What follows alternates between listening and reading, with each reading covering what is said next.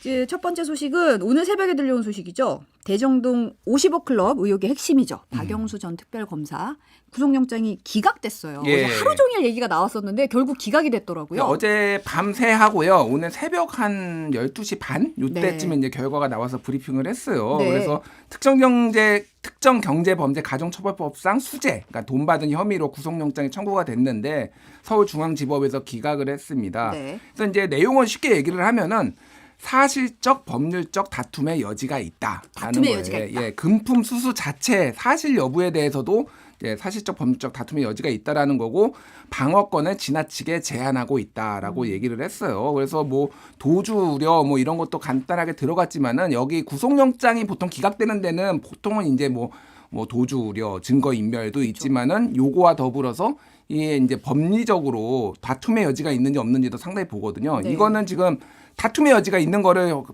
재판부가 확 방점을 찍었다라는 거예요. 네네. 그래서 지금 이제 박영수 전 특검이 받는 게 이제 그 2014년에 그 성남의뜰 컨소시엄의 우리은행의 이사장이었던 박영수가 좀 힘을 실어가지고 우리은행이 그 컨소시엄에 참여하게 해달라라고 하고 200억 원을 받기로 했었는데 그런 검찰은 그렇게 보고 있어요. 그런 혐의가 있죠. 그런 혐의가 있는데 이게 이제 우리은행에서 검토를 해봤는데 여기 컨소시엄 들어가는 거는 무리다. 그러면서 PF 대출을 하겠다 대신에. 네. 그러면서 이게 50억 원을 제공하는 걸로 바뀌었어요. 네. 그리고 그게 실제로 검찰이 보기에는 5억 원, 3억 원 두 차례에 걸쳐서 8억 원을 받았다. 이렇게 이제 본 거고 굉장히 자신만만해 했는데 이게 결국은 다 이제 기각이 됐고 그 측근이었던 양재식 변호사, 양재식 특검보 역시 또 비슷한 혐의로 이제 어제 실질 심사를 받았는데 역시 똑같이 기각된 거죠. 예, 똑같이 다툼의 여지가 있다라고 기각이 된 거예요. 네. 이렇게 되면 사실 검찰의 부실 수사 얘기도 나오더라고요. 그렇기도 하고 이제 이게 박차를 가는 척 신용만 한 거 아니냐 뭐 이런 얘기가 좀 나오고 아까 김정현 님도 판검사 카르텔이 더 문제라고 뭐 그런 얘기 하셨는데 이권 어때요? 카르텔의 최고는 판검사 카르텔이죠. 법조 카르텔. 그러니까 이게 해석을 이제 어떻게 하느냐에 따른 겁니다. 그러니까 이 수사의 맥락을 보면은 박영수는 왜 수사를 안 해? 이런 여론이 굉장히 오랫동안 1년 동안 있었잖아요. 그쵸. 근데 갑자기 검찰이 수사를 하게 된 계기는 50억 클럽에서 이제 곽상도 의원이 무죄를 받으면서 여론이 안 좋아진 거. 또 하나는 50억 클럽 특검을 지금 야당이 추진을 했잖아요. 네네. 그러니까 그때 이제 부랴부랴 검찰이 들어왔는데 왜 박영수를 수사를 안 해라는 거에 의문점은 일반적으로 해석하기에는 중수부장 출신이야. 어떻게 수사를 해? 약간 이런 게 있었던 거 아니냐. 게다가 과거 중수부장 할 때 윤석열 검사가 같이 일을 했거든요. 2년이 보통 2년이 아닌 거죠. 그러니까 그래서 못한다. 이런 해석들이 있었는데 그래서 이것도 검찰이 열심히 했는데 이거 잘 안 된 거야? 아니면은 진짜 신용만 한 거 아니야? 뭐 두 가지 해석이 같이 좀 공존하는 것 같습니다. 어쨌든 박영수 특검의 신병을 확보하지 못하면서 이게 수사에는 차질이 빚어질 수밖에 없잖아요. 어느 정도는 빚어진다고 봐야죠. 왜냐하면은 검찰은 굉장히 자신만만해 했거든요. 어쨌든. 근데 결과가 이렇게 나왔다고 하는 거는 뭐 꼭 구속을 시켜야지만 수사가 잘 되는 건 물론 아니지만요. 그렇죠. 네. 예, 그렇지만은 여기 초기 단계부터 지금 법원에서도 사실관계 다툼의 여지가 있다라고 본다면 이게 법정에서 입증이 될까? 이런 물음이 하나가 있는 거고. 네네. 또 하나는 이제 지금 곽상도 의원에 대해서도 다시 수사를 하고 있잖아요. 요 논리가 되게 비슷해요. 곽상도 의원이 뭐냐면은 하나은행이 원래 들어오기로 했는데 그 컨소시엄에 네. 이탈을 하려고 하니까 곽상도 의원이 나서가지고 영향력을 행사해서 붙들어 매고 그리고 50억을 받았다라는 거예요. 네. 근데 이것도 그러면 수사가 제대로 되겠느냐. 뭐 이런 것들이 이제 나 의구심을 가질 수밖에 없는 거죠. 그래서 수사를 지켜봐야 되겠는데 어쨌든 검찰은 영장을 재청구하겠다라는 거니까 좀 재청구해서 다시 발부가 될지는 지켜봐야 될 것 같습니다. 근데 이제 50억 클럽이라는 말 자체가 이제 좀 언론에 나오면 좀 어떻게 보면 되게 자극적인 문구잖아요. 예. 근데 이거에 이게 실체가 있나? 이런 생각이 좀 들기도 해요. 지금 이 시점에 보면은. 그러니까 그 50억 클럽이라는 게 그때 녹취록에는 나온 거는 확실하고 네네. 근데 실제 전달이 됐는지 여부는 알 수는 없고 뭐 전달이 되기 전에 이게 발각이 돼가지고 더 돈을 전달하지 못했다 이런 시각도 있어요. 너무 네네. 일찍 이게 터졌다 뭐 그런 것도 있는데 어쨌든 수사는 해봐야 되는 거 아니냐. 근데 네네. 뭐 권순일, 김수남 등등등 해가지고 머니투데이 홍상군 회장까지 제대로 수사도 안 되니까 이제 검찰에 대한 불신이 커지고 있는 거죠. 네. 그럼 좀 지켜봐야 될 것 같고 다음은 사실 어제 윤석열 정부의 첫 개각 발표가 있었어요. 예. 그러니까 후폭풍이 좀 거센데 그중에서도 단연 이분이 좀 돋보입니다. 김채환 신임 국가공무원 인재개발원 내장자. 일단 영상 잠깐 보고 얘기 나누실게요. 군 통수권자가 군인을 생체 실험의 대상으로 사용하라는 지시를 내린 셈인 것입니다. 왜 그랬겠습니까? 그 이유를 알고 보니 K방역의 홍보를 위해서였다는 것입니다. 박근혜 정부 말에 촛불 시위에 중국인들이 대거 참여한 것을 기억하십니까? 중국은 당시 대한민국에 유학 온 7만여 대학생들 전체를 동원할 수가 있었고, 근데 이 문제가 이분의 발언에 근거도 없고 그냥 있었다. 이거 완전 사실화를 하시더라고요. 예. 보면은 좀 그렇기도 하고 제가 그래서 이분이 도대체 어디서 나온 분인지 싶어서 네이버 이렇게 포털에 좀 찾아봤더니 지금 현재 직업은 어쨌든 온라인 콘텐츠 창작자. 그러니까 한마디로 유튜버란 얘기더라고요. 유튜버. 근데 예. 이분의 이력은 뭐 예전에 원조 일타 강사 출신이라는 얘기가 있더라고요. 그러니까요. 이분이 1961년생인데 그 90년대 후반부터 한 2000년대까지 굉장히 유명했던 고시 영어. 옛날에는 고시 영어를 따로 보다가 이게 뭐 토익으로 바뀌었나 그랬을 그쵸, 거예요. 그렇죠. 네, 네. 그래서 고시 영어의 1타 강사로 유명을 했다라는 거예요. 그래서 코어 CORE, 네. 코어 시리즈, 코어 토플 뭐 이런 거를 뭐 계속 발행도 하고 그래가지고 유명했는데 이분이 갑자기 법률 저널이라는 뭐 언론사의 대표를 하다가 칼럼도 쓰다가 그리고 뭐 그러다가 갑자기 유튜버로 변신을 한 거예요. 그래서 지금 보수 유튜버. 그러니까 썸네일 막 이런 거 보면 아시겠지만은 굉장히 아 이분은 프로구나. 야 전업이구나 제대로구나. 정말 극단적이더라고요. 찐 그 구구 유튜버구나 이런 걸 알 수가 있어요. 네, 네. 그래서 야 이런 사람이 이제 임명이 되는구나. 아니 윤석열 대통령한테 야당이 그랬어요. 보수 유튜브 좀 보지 말라고 했더니 아예 보수 유튜버를 임명을 하는구나. 뭐 이런 비판까지 나왔습니다. 네. 이준석 전 대표가 네. SNS에 글을 올렸어요. 잠깐 이미지 좀 보여주실까요? 네. 유튜버로서 재미있는 컨텐츠를 많이 하시던 분이네요 하면서 이 방향으로 대한민국 공무원들을 교육하실 것 같다. 이런 의미심장한 말을 남겼더라고요. 예. 근데 그러면서 이제 본인을 다룬 내용에 썸네일까지 싹 다 올려놨는데 보면 썸네일 내용이 뭐 청송교도소 401호가 준비 완료돼 있다. 이런 식의 이런 썸네일이 같이 올라와 있더라고요. 그래서 이 정도면 이준석 대표가 좀 화난 거 아니에요? 이렇게 글을 올린 거 보면. 자 이제 제가 보수 유튜버의 썸네일의 특징을 말씀드릴게요. 네네. 일단은 빨간색하고 노란색을 많이 씁니다.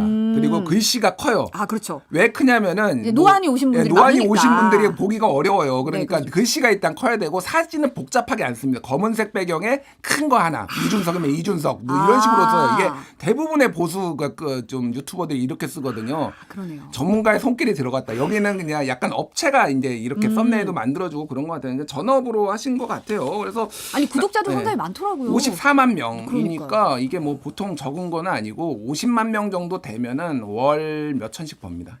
억까지는 안 된다고 듣고요. 억이 되려면 이제 약간 7, 80만 명 넘어야 되고 네. 굉장히 많이 번다라고 보시면 될 것 같아요. 그래서 아니 윤석열 대통령께서는 최근에도 반국가 단체 얘기하면서 가짜 뉴스 막 이렇게 본인이 이게 나라를 어지럽히고 어지럽히다. 있다는 얘기하면서 왜 이런 가짜 뉴스 이런 분을 임명을 하는지 잘 모르겠습니다. 예. 근데 기자들이 물어봤잖아요. 이분 뭐 왜 내정된 거냐. 근데 예. 대통령실에서는 뭐라고 했나요? 교육과 소통에 뛰어난 능력이 있다 이렇게 얘기를 했어요. 그러니까 교육은 아까 얘기했듯이 이제 고시 영어 이거를 이제 강사 오랫동안 출신? 강사 네. 출신인 거고 소통에 그래서 유튜브 하면은 소통의 능력이 뛰어난 김준일 거구나. 대표도 소통은 뛰어난데. 제가 유튜브는 진짜 지상파 유튜브만 빼놓고 아무데도 안 나갑니다. 오. 저는 KBS, 뭐 CBS, MBC 이런데 유튜브만 나가. 왜냐하면은 유튜브에 속성이 있어요. 왜냐하면 더 센 얘기, 더 자극적인 그렇죠. 얘기를 요구를 네네. 해요. 그럼 나도 모르게 실수를 하니까 저는 이렇게 점잖은 곳만. 선을 탈 수 있는 곳에. 예, 그럼요. 예, 예. 근데 그러니까 이분은 돈 벌려고 뭐 아무 말 대잔치를 했다 이렇게 보시면 될 것 같아요. 예. 저는 사실 이분 때문에 통일부 장관으로 내정된 김용호 성신여대 교수도 사실 발언 네. 수위가 상당히 높은 편인데 예, 예. 이 김채한 내정자 때문에 이분은 오히려 발언이 좀 오히려 괜찮아 보이는 이상한 효과가 좀 있긴 그러니까요. 하더라고요. 사실 북핵 해결하기 위해 김정은 정권 파괴돼야 된다. 이게 통일부 장관 내정자의 발언이라고 보기에는 상당히 좀 어폐가 있는 것 같은데 사실 근데 그것보다 더 사실 문제가 통일부 장차관이 그리고 대통령실 통일비서관까지 모두 외부 인사예요.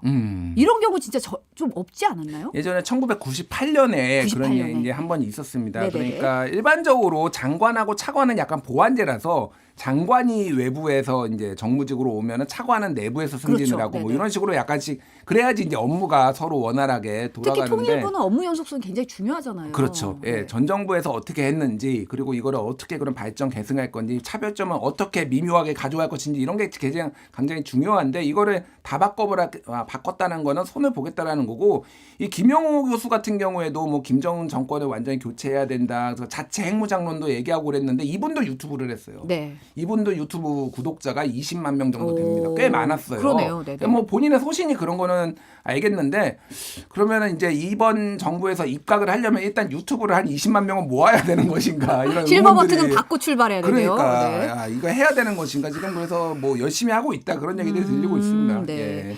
사실 오늘 중앙일보 보도 보니까 통일부 노조가 탈북 어민 강제 북송 사건 때 이제 공개적으로 반기든 게 결과적으로 이번 인사의 단초를 제시한 게 아니냐 예. 이런 여권의 핵심 인사들 발로 이게 좀 얘기가 보도가 나왔더라고요. 그렇죠. 이제 그 기억하실지 모르겠는데 2019년에 탈북 어민을 북송했는데 그때 그러니까 북한에서 선상 반란이 일어나가지고 16명인가를 살해한 네, 사람들이 이제 북한에 들어갔다가 다시 이제 배를 타고 남한에 왔는데 그때 우리 정보 당국에서 이제 감청을 한 거예요. 그래서 얘들을 살인자들 쫓고 있다. 이거 북한군의 교신은 감청을 한 거예요. 그러니까 단순히 신문만 해서 한 게 아니라 이미 얘들이 이런 애들이 넘어오고 있다라는 거 알고 있었어요. 그래서 네네. 붙잡아가지고 얘들한테 실토도 받고 그래서 이거를 어떻게 하느냐가 문제였는데 우리나라에 16명을 죽인 애들을 풀어두면은 이게 무슨 일이 발생할지 모른다. 첫 번째. 북한에서는 야 얘네 우리 범죄자니까 돌려달라고 그래가지고 이례적으로 북송을 했는데 네. 이거를 현 정부에서 이제 이거는 법상으로는 대한민국 국민인데 왜 북송했냐라고 해서 지금 처벌을 이제 하겠다 지금 기소를 한 상황이잖아요. 네네. 근데 이거에 대해서 당시에 이제 그 통일부에 있는 국가공무원 노조 여기에서 이렇게 성명을 냈어요. 통일부가 탈북어민 북송 사진과 동영상 공개를 하면서 북송에 관한 입장을 번복한 것에 대해서 우려를 표명한다. 라고 이제 그때 막 안 가려고 하는 거 이렇게 사진도 공개하고 그랬거든요. 네. 근데 이때 딱 이거를 보면서 현 정권에서 야, 손봐야 되겠다. 얘들 지금 정권이 바뀌었는데 지금 어느 정권 기조에 맞추는 거야? 약간 이런 기류가 있었다라는 게 오늘자 중앙일보 기사예요.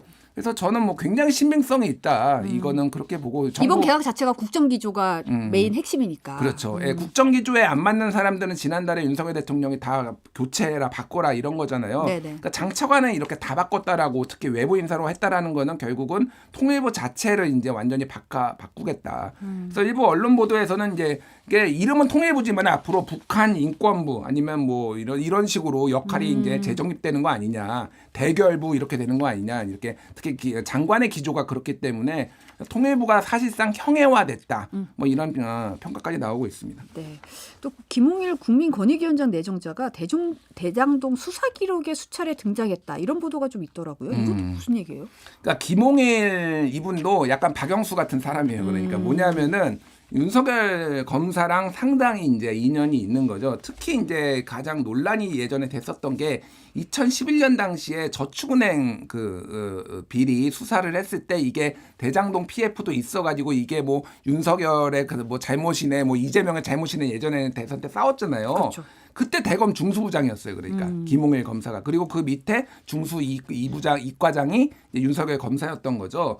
그래서 대장동에서 이때 이제 수사를 받았던 이 PF 관련해서 수사를 받았던 사람 중에 조우영이라고 있는데 이 조우영의 변호인이 박영수였고. 근데 김만배가 내가 이거 소개시켜줬다라고 한 거고 야 김홍일 만나서 뭐 하면은 다 해결될 거야. 예를 들면은 예전에 뭐 커피 한 잔 마시고 오면 돼. 그럼 다 해결될 거야. 뭐 이런 막 그 진술들이 있었잖아요. 네네. 그래서 이 김홍일이란 이름이 이 대장동 일당들 사이에서 이름이 계속 나오는 거예요. 그러니까 김홍일 뭐 어때 저때 이렇게 하면서 그러니까 김만배가 김홍일 검사장한테 잘 봐달라는 취지로 뭐 부탁했다 뭐 등등등등의 이름들이 계속 나오는 거니까. 그게 남욱 변호사 진술이었죠? 예, 그렇죠. 남욱의 진술이었죠. 그러니까 중요한 거는 이거예요. 그러니까 뭐 이제 2년도 있으니까 그리고 이제 뭐 정치 공작 지난 대선에서 이제 요 캠프에서 네. 뭐 정치 공작 관련해서 뭐 담당 네거티브 뭐, 담당이었다고 네거티브 하죠. 담당을 했었어요.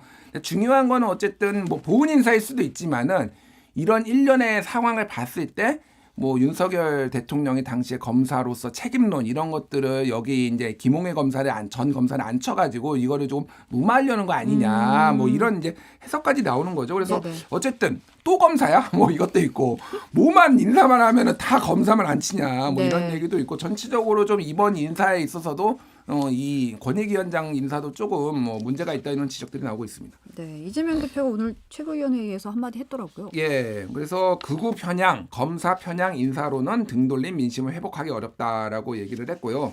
극우 발언에, 극우 유튜버에, 극우 인사에, 극우 정책에, 극우 정권, 극우 대통령까지 나라가 참 걱정이다라고 얘기를 했습니다. 아이고, 네, 사실 이번 개각 놓고 차관 인사 사실 핵심이라는 얘기, 뭐 국정 기조 얘기 막 나왔는데 이분들도 총선 나올 거란 얘기도 있더라고요. 그러니까 이게 좀 제일 황당한 거예요. 그러니까 총선에 나오려면은 사실은 진짜 마지노선은 한 2월이고요. 네. 근데 보통은 한 12월 정도에는 거취를 결정해야 되거든요. 그렇죠. 그러니까 지금 차관이 그러니까 이게 대통령실 비서관이 5명이 지금 여기 내려갔죠. 차관으로 네. 갔어요. 근데 이분들이 만약에 12월에 나온다. 그럼 몇 개월 근무하죠?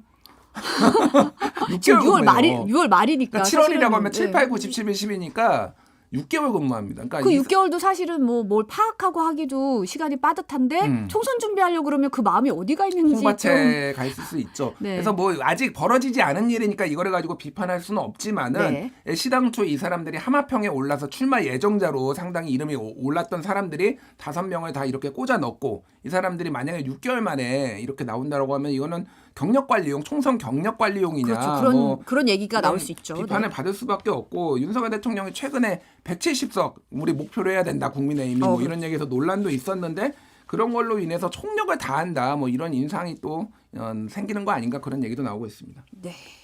다음은 오늘 오후에 국회 본회의 열리는데 예. 오늘 여야 격돌이 예상되고 있잖아요. 예. 어떤 핵심 쟁점이 어떤 게 있죠? 오늘 일단 안건 처리가 여러 개가 있는데 노란봉투법이라고 불리우는 노동조합 및 노동관계 조정법. 이거 쉽게 얘기하면 하청이 노동자가 원청한테 교섭을 할 수 있게 하는 네네. 이런 거를 권리를 부여하는 거죠.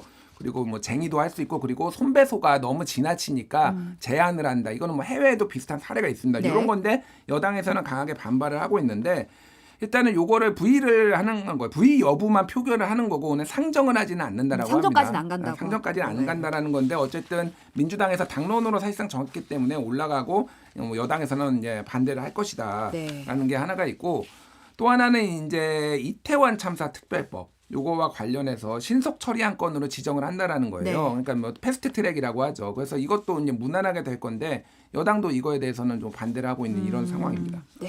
오늘은 여기까지 듣겠습니다. 네. 김준혜 에디터 감사합니다. 네, 감사합니다.